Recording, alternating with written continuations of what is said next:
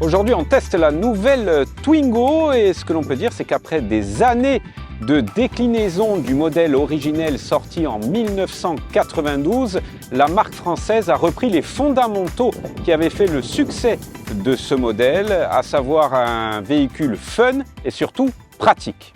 Ce que l'on retrouve comme petit clin d'œil par rapport au tout premier modèle de cette Twingo, ce sont ces optiques ronds.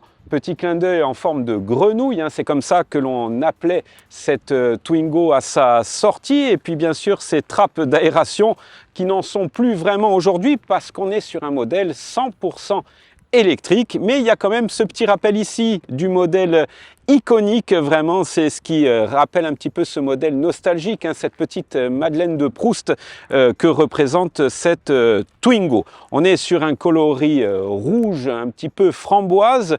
Il faut savoir que les peintures métallisées sont toutes en option, mis à part le jaune qui est de série.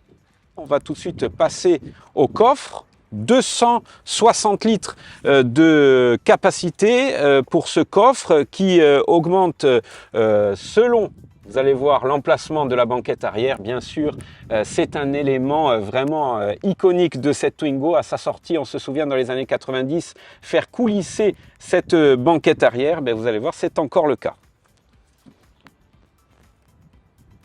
L'intérieur de cette Twingo reprend les standards actuels de la marque Renault, au niveau notamment de son système multimédia avec deux dalles, une dalle centrale d'un peu plus de 10 pouces et puis une dalle réservée aux conducteurs de 7 pouces. On a toutes les informations nécessaires à la conduite. On est sur un véhicule 100% électrique avec une batterie nouvelle génération, lithium, fer et phosphate. Au niveau des équipements et des rangements, ils sont pas impressionnants, ils sont pas énormes, mais on va dire qu'ils sont quand même présents. Après, ce qui me plaît moins, ce sont ces plastiques qui sont en option. Je suis pas sûr que ça soit de très grande qualité. Ça a été fabriqué en 3D. Ça me plaît un peu moins. Après, concernant la planche de bord, vraiment, on a un rappel de la couleur de carrosserie qui se retrouve également dans la clé, enfin la carte du véhicule. Une clim auto, un volant qui est agréable et puis le levier ici de vitesse avec un one pedal qui est présent quand même, dont on peut régler l'intensité. Voilà, pour les places avant, on va dire que c'est à peu près tout.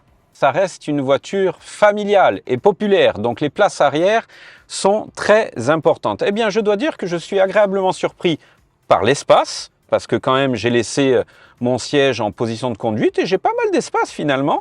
Et puis, il y a bien sûr cette fameuse banquette coulissante. Elle est en deux parties, mais elle coulisse toujours autant. Donc, ça laisse plus d'espace dans le coffre. Alors après, la mauvaise surprise, on va dire, à l'arrière, c'est que on a des hublots.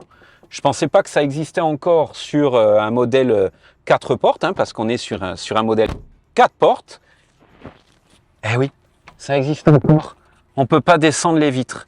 Ça par contre, en 2026, c'est un peu limite. Et puis, dernier point, il n'y a pas de connectique à l'arrière. Pour un véhicule qui se veut fun et familial, aucune connectique. Les ados risquent de râler. Nous voilà au volant de cette toute nouvelle Twingo. Alors ce qui change évidemment, c'est son moteur, moteur 100% électrique, développant 82 chevaux pour 175 Nm de couple. Bon, c'est pas énorme, disons-le tout de suite, c'est une voiture qui est vraiment faite pour la ville, mais malgré tout, ça reste un modèle qui est quand même agréable à conduire. On va dire une bonne prise en main. On a un freinage qui est plutôt bon, vraiment j'aime bien, il accroche pas mal. Et on a une tenue de route, on va dire, tout à fait correcte. On n'est pas trop balancé dans les virages. Voilà, on est bien calé, on a une sellerie qui est plutôt confortable, on se sent en sécurité. On va dire qu'il n'y a pas de véritables fausses notes à bord de cette Twingo. Vraiment, c'est une voiture avec un rayon de braquage qui est très important, de plus de 9 mètres. Donc, on va dire que c'est vraiment très pratique de faire des manœuvres en ville. Le problème le plus important va être sans doute son autonomie. Avec 263 km précisément d'autonomie, ça risque de faire un peu léger pour les personnes qui souhaitent quitter les centres-villes.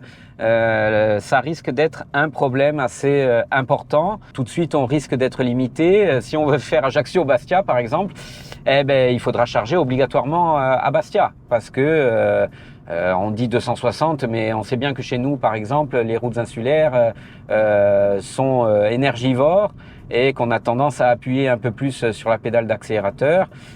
Donc ça risque d'être un problème de rouler avec cette petite batterie de 27,5 kWh.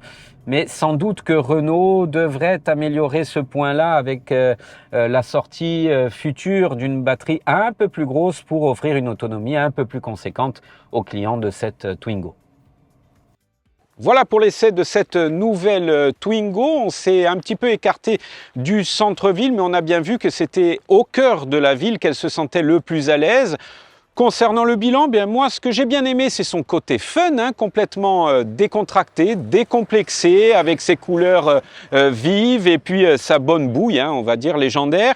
Ce que j'ai moins aimé, c'est un petit peu l'équipement intérieur, notamment, je vous en ai parlé tout à l'heure. Et puis je pense que le point noir de ce véhicule, c'est son autonomie, 260 km en norme WLPT, mais c'est peut-être même un petit peu moins. C'est ce qui risque de poser problème aux clients. Concernant son prix, en entrée de gamme, il vous faudra débourser 19 490 € pour un modèle Evolution, mais pour cette finition techno, il faudra débourser 21 000 € à peu près, sans compter les options et notamment le câble de recharge rapide qui est en option, 500 €. Dans tout ça, je ne compte pas les aides gouvernementales bonus. Voilà, c'est un essai que vous pourrez retrouver dans la version papier du supplément moteur de Corse Matin. À bientôt pour un nouvel essai.